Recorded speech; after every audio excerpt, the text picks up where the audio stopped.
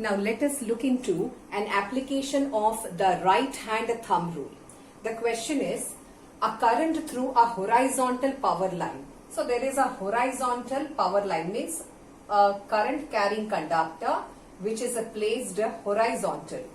A current through horizontal power line flows in east to west direction.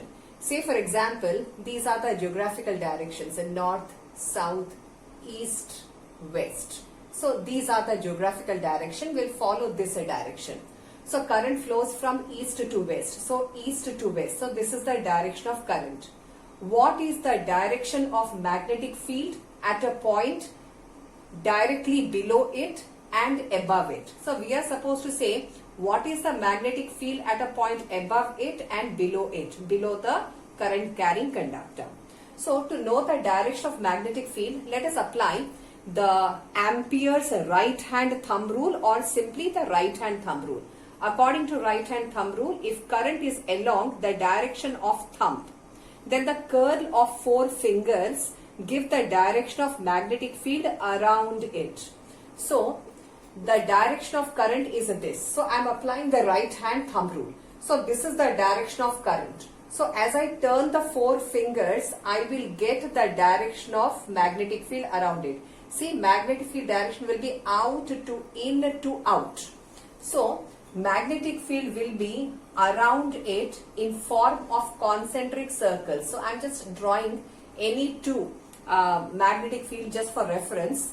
So magnetic field is around it of any radius, because for a straight current carrying conductor, magnetic field will be in form of concentric circles. So field direction is like this. So it goes in and comes out. So in and out.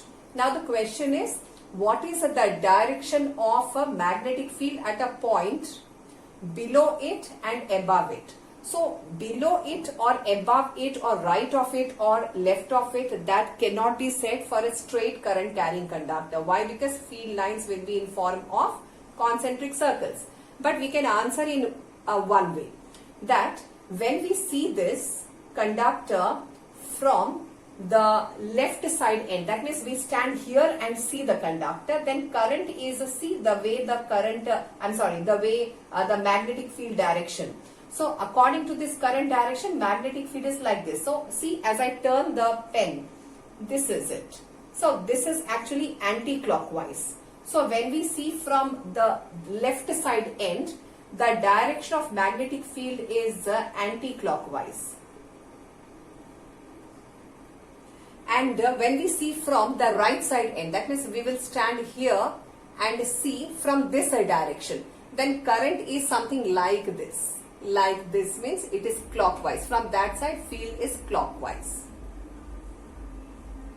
So from left side